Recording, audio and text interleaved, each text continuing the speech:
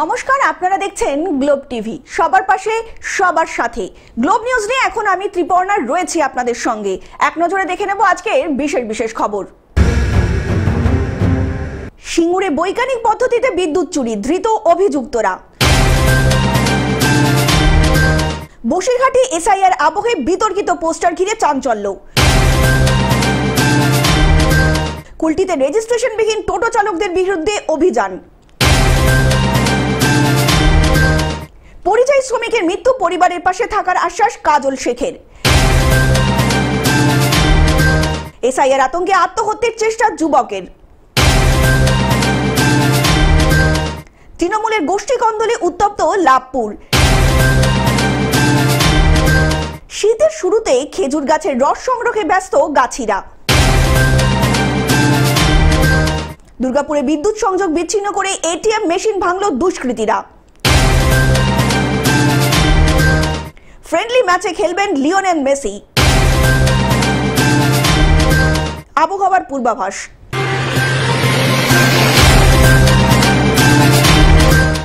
আসছে বিস্তারিত খবরে। সিঙ্গুরে বৈজ্ঞানিক পদ্ধতিতে বিদ্যুৎ চুরি, ধৃত অভিযুক্তরা। দীর্ঘদিন ধরেই বৈজ্ঞানিক পদ্ধতিকে কাজে লাগিয়ে বিদ্যুৎ চুরি করতে গিয়ে পুলিশের জালে ধরা পড়ল ৩ জন অভিযুক্ত। এই অভিনব ঘটনাটি ঘটেছে সিমুর থানার অন্তর্গত দেওয়ানভিরি গ্রামের সমীর বাজার বাড়িতে। বাড়ির বৈদ্যুতিক মিটারের মধ্যে একটি বৈজ্ঞানিক পদ্ধতিকে কাজে লাগিয়ে একটি যন্ত্র লাগানো হয়। যন্ত্রটির মাধ্যমে বিদ্যুতের মাসিক বিলের সাশ্রয় হবে। এই প্রক্রিয়াটি বিগত 6 মাস ধরে চালিয়ে আসছিল সমীর পাজা।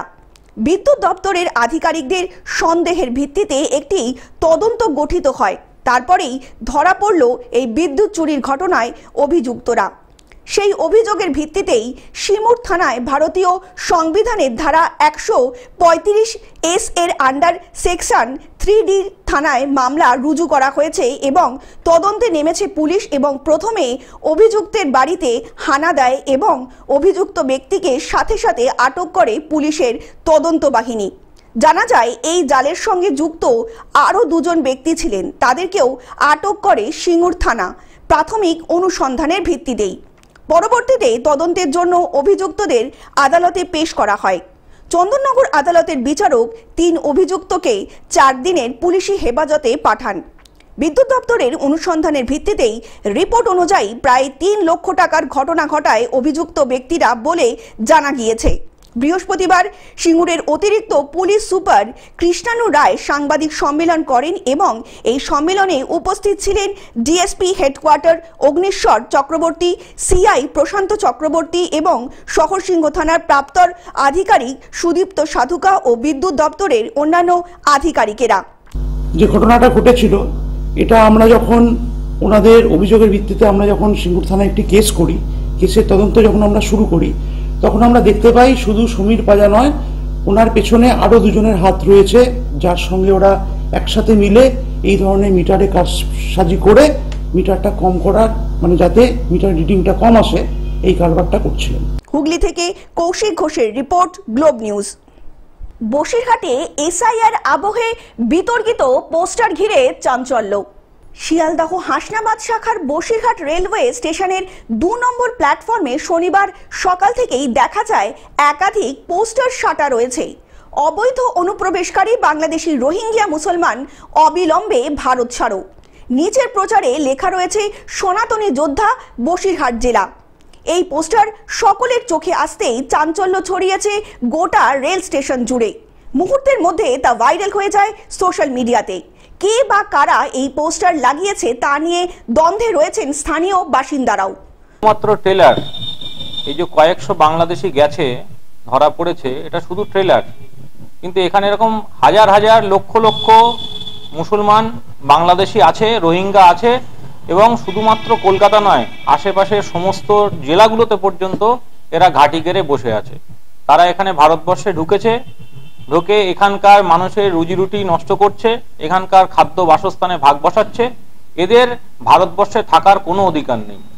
দক্ষিণ 24 পরগনা থেকে সৌমাভ মণ্ডলের report, Globe news.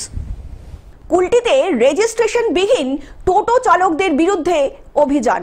Kulti traffic guard পুলিশের পক্ষ থেকে আসানসোল বরাকর রোডের কুলটি ক্লাব রোডে রেজিস্ট্রেশনবিহীন টোটো চালকদের বিরুদ্ধে অভিযান। পুলিশ সূত্রে জানা যায়, যেসব টোটোগুলির রেজিস্ট্রেশন নেই সেই সব টোটোগুলি রেজিস্ট্রেশন করানোর পর তাদেরকে ছেড়ে দেওয়া হবে, তবে তাদের কোনো জরিমানা করা হবে না বলেই জানা গিয়েছে। রেজিস্ট্রেশনের পর টোটো চালকরা যাতে রাস্তায় সুস্থভাবে টোটো নিয়ে চলাচল করতে পারে তার জন্যই এই ব্যবস্থা। পাশাপাশি এই অভিযান নিয়মিত চলবে বলেও জানানো হয়েছে কুলটি ট্রাফিক গার্ড পুলিশের পক্ষ থেকে। আজকে আমরা মূলত যে টোটোগুলো রাস্তায় আমাদের চলছে, সরকারিভাবে তো আমরা নির্দেশ পেয়েছি যে এদেরকে রেজিস্ট্রেশন করতে হবে, রেজিস্ট্রেশন ছাড়া এরা টোটো চালাতে পারবে না। তো আমরা আগের থেকে এদেরকে অনেক দিন আগে জানকারি দিয়েছিলাম, যাতে ওরা রেজিস্ট্রেশন করে নেয়। তো আজকে আমরা রাস্তায় মূলত নেমেছি ওদেরকে রেজিস্ট্রেশন করানোর জন্য। আসানসোল থেকে সৌমিত্র গাঙ্গুলির রিপোর্ট, গ্লোব নিউজ। পরিযায়ী শ্রমিকের মৃত্যু, পরিবারের পাশে থাকার আশ্বাস কাজল শেখের। কীর্ণাহাট থানার পাটনিল গ্রামের 25 বছরের ইউসুফ শেখ ও 26 বছরের বাবু শেখ চেন্নাইয়ে রাজমিস্ত্রির কাজ করতেন। কাজ সেরে রুমে ফিরে চা করতে গিয়ে গ্যাস সিলিন্ডার বিস্ফোরণে মৃত্যু হয় দুজনেরই। গত 1 মাস আগেই চেন্নাইয়ে রাজমিস্ত্রির কাজ করতে গিয়েছিলেন ওই দুই ব্যক্তি। মৃত্যুর খবর বাড়িতে পৌঁছানো মাত্রই পুরো এলাকা জুড়ে নেমে এসেছে শোকের ছায়া। অন্যদিকে পরিবারের পাশে থাকার আশ্বাস দিয়েছেন জেলা সভাধিপতি কাজল শেখ।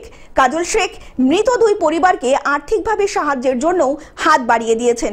একই সাথে জেলার সমস্ত পরিযায়ী শ্রমিককে পরিযায়ী শ্রমিক প্রকল্পের অধীনে নাম নথিভুক্ত করার জন্য আবেদন করেছেন জেলা সভাধিপতি কাজল শেখ।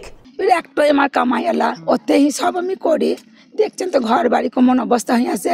এবার ওই ছেলেটা আমার চলে গেল, কে আমার করবি, কে আমার পয়সা করে দিবে। ওই চেন্নাই করতো। কবে গিয়েছিল? এই তো 1 মাসও হয়নি কোন না। এবার একটাই কামাইলা, বাপ তো কামাই করতে পারে না। ওই ছেলেটা ভাষা আমার সব। কবে গ্যাসের সিলিন্ডার ব্লাস্ট হয়েছে? কবে ব্লাস্ট হয়েছে? 9 দিন হয়ে গেল। 9 দিন মানে আগে শুক্রবার। হ্যাঁ, আগে শুক্রবারে। বীরভূম থেকে কার্তিক ভান্ডারীর রিপোর্ট, গ্লোব নিউজ। এসআইআর আতঙ্কে আত্মহত্যার চেষ্টা যুবকের। মালদার হরিশচন্দ্রপুরের মহেন্দ্রপুর গ্রাম পঞ্চায়েতের নজিরপুর বুথের ঘটনা। ভোটার লিস্টে বাবার নাম ভুল, বিষ পান করে আত্মহত্যার চেষ্টা করেন রাজেশ আলী। এই আতঙ্কে আমরা অনেকবার প্রশিক্ষণ দিয়েছি, তা সত্ত্বেও কিন্তু ও বিশ্বাস করছে না যে আমি হয়তো ভোটার লিস্টে আমার নাম থাকবে কিনা থাকবে। এই আতঙ্কে আজকে সে বিষ পান করেছে। বলছি বাবার নাম কি? ওর বাবার নাম হবে আদিল, কিন্তু সে জায়গায় ওর রাজেশ আলী বাবার নাম হয়ে গেছে, ওর নামও হচ্ছে রাজেশ। পরিবারের লোকজনের অভিযোগ, 2002 সালের ভোটার তালিকায় রাজেশের বাবার নাম ছিল, কিন্তু বর্তমান তালিকায় তার বাবার নাম ভুল এসেছে। সেই কারণেই আতঙ্কে ভুগছিলেন যুবক। সেই আতঙ্ক থেকেই বিষ খেয়ে আত্মহত্যার চেষ্টা করেন রাজেশ আলী। পরিবারের লোকজন আশঙ্কাজনক অবস্থায় রাজেশকে চাচল সুপার স্পেশালিটি হসপিটালে নিয়ে যায় এবং এই মুহূর্তে হাসপাতালে চিকিৎসাধীন রয়েছেন রাজেশ আলী। অন্যদিকে রাজেশের এই আত্মহত্যার পিছনে নির্বাচন কমিশনকেই তোপ দেখেছে পরিবারের অন্যান্য সদস্যরা। আর এসআইআর আতঙ্কে নিজে ভুগছেন সেটা তার প্রমাণ, কারণ তার যে ভোট ব্যাংক, সেই ভোট ব্যাংক এবার আগামী 26-এর নির্বাচনে হয়তো কোথাও না কোথাও নষ্ট হতে চলেছে, ধ্বংস হতে চলেছে। সেই আতঙ্কেই তিনি পশ্চিমবঙ্গের যত রকমের আত্মহত্যার ঘটনা ঘটছে সবটিকেই এই শাসক দল তৃণমূল মমতা ব্যানার্জির নেতৃত্বে সেটাকে এসআইআর আতঙ্কে আত্মহত্যা করার চেষ্টা করছে বলে তারা প্রমাণিত করার চেষ্টা করছে। মালদা থেকে অভিষেক দাসের রিপোর্ট, গ্লোব নিউজ। তৃণমূলের গোষ্ঠী কন্দলে উত্তপ্ত লাভপুর। এলাকা দখলকে কেন্দ্র করে দীর্ঘদিন ধরেই তৃণমূলের দুই গোষ্ঠী সাগর শেখ ও পটল মল্লিকের মধ্যে চলছিল বিবাদ। অভিযোগ, মঙ্গলবার সাগর গোষ্ঠীর লোকের ধানের জমিতে ছাগলে ধান খেয়ে যায় পটল মল্লিকের গোষ্ঠীর লোকজনের ছাগল। ছাগলের ধান খাওয়াকে কেন্দ্র করে তৃণমূলের গোষ্ঠীদ্বন্দ্ব শুরু হয়। প্রথমে কথা কাটাকাটি, তারপর রীতিমতো হাতাহাতি শুরু হয়ে যায় দুই গোষ্ঠীর মধ্যে। মঙ্গলবার রাতে সবকিছু ঠিক হয়ে গেলেও বুধবার ফের সকালে দুই গোষ্ঠীর মধ্যে ব্যাপক সংঘর্ষ শুরু হয়। এই ঘটনায় দুই গোষ্ঠীর 6 জন আহত হয় এবং দুজনের অবস্থা আশঙ্কাজনক থাকায় তাদেরকে চিকিৎসার জন্য পাঠানো হয়। শুক্রবার রাতে তাদের মধ্যেই একজন 55 বছরের আব্দুর রহিম মল্লিকের মৃত্যু হয় সিউড়ির একটি বেসরকারি হাসপাতালে বলে অভিযোগ। অন্যদিকে মৃত্যুর খবর শুনেই কান্নায় ভেঙে পড়ে মৃতের পরিবার। এই ঘটনায় এলাকায় ব্যাপক চাঞ্চল্য ছড়িয়েছে। মৃতদেহ ইতিমধ্যেই ময়না তদন্তের পর এই গ্রামে নিয়ে আসা হবে বলে জানা গিয়েছে পুলিশের তরফ থেকে। সংঘর্ষে দুই পক্ষের মোট 7 জনকে গ্রেপ্তার করেছে লাভপুর থানার পুলিশ। অন্যদিকে সমস্ত ঘটনা মূল চক্রটি বীরভূম জেলার তৃণমূল কংগ্রেসের সহ সভাপতি আব্দুল মান্নানের বলেই অভিযোগ উঠছে। শুরুটা হয়েছিল এমনিতে মানে ভেতর সন্তুষ্ট হয়ে আছি। মান্নানের গুন্ডা বাহিনী যেভাবে মানে অত্যাচার করছে। আমার বাবা জমিতে ধান খেয়েছিল, বলতে গিয়েছিল, ঠিক আছে, তো বলেছে বাঁধবো না, তো জাপারেস করলে গা, এবং বাবাকে হুমকি দিয়েছে যে তোকে মার্ডার করে দেবো। তো শেষ পর্যন্ত মার্ডারই করে দিল। বীরভূম থেকে কার্তিক ভান্ডারীর রিপোর্ট, গ্লোব নিউজ। শীতের শুরুতেই খেজুর গাছের রস সংগ্রহে ব্যস্ত গাছিরা। হিমেল হাওয়া ও হালকা কুয়াশা দক্ষিণ দিনাজপুর জেলায় এখনও শীতের আমেজ চলছে। শীতের মৌসুম শুরু হওয়ার সঙ্গে সঙ্গেই ব্যস্ত হয়ে উঠেছেন দক্ষিণ দিনাজপুর জেলার প্রত্যন্ত অঞ্চলের মানুষজন। শুরু হয়েছে শীতের মধু খেজুর রস আহরণ। এখন যাবতীয় প্রস্তুতি নিচ্ছেন গাছিরা। প্রাচীনকাল থেকেই খেজুরের গুড়ের জন্য গ্রাম বাংলা বিখ্যাত হয়ে রয়েছে।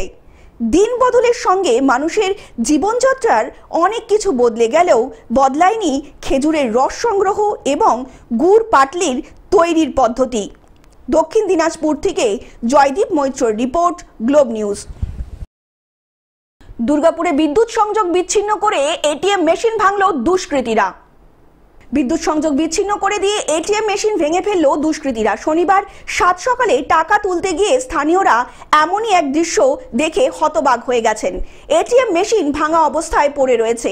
এটিএম কাউন্টারের বাইরে লাগানো সিসিটিভি ক্যামেরাও নিয়ে পালিয়ে গিয়েছে দুষ্কৃতীরা। এদিকে দুর্গাপুর কেমিক্যাল টাউনশিপের এই ঘটনায় এখন ব্যাপক আতঙ্ক ছড়িয়েছে স্থানীয়দের মধ্যে। টাউনশিপে বাড়তে থাকা দুষ্কৃতীদের তাণ্ডবের ঘটনা নিয়ে ক্ষোভ প্রকাশ করেছেন স্থানীয়রা। অন্যদিকে এই ঘটনার খবর পেয়ে ঘটনাস্থলে ছুটে যায় দুর্গাপুর থানার পুলিশ। তো ছেঁড়া ভেঙে চলে গেছে দেখছি। কখন আপনারা জানতে পারলেন? আমরা এই সকালে জানতে পারলাম, যারা টাকা তুলতে এসেছিল কেউ, তখন সে দেখেছে এখন মেশিন ভাঙা পড়ে রয়েছে। দুর্গাপুর থেকে সুকান্ত বাগদির রিপোর্ট, গ্লোব নিউজ।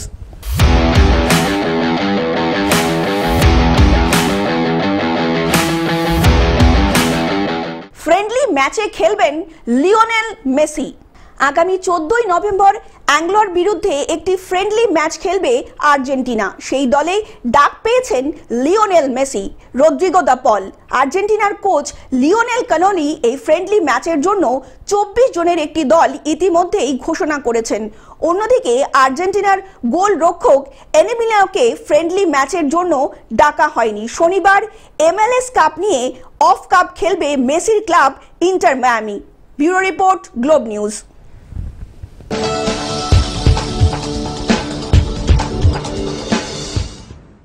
আবহাওয়ার পূর্বাভাস। এখনো শীত আসেনি, তবে হেমন্তেই শীতের শিরশিরানি অনুভূত হতে শুরু করেছে সর্বত্র। কলকাতা সহ দক্ষিণবঙ্গের জেলাগুলিতে সকালের দিকে ঠান্ডা আমেজ পাওয়া যাচ্ছে।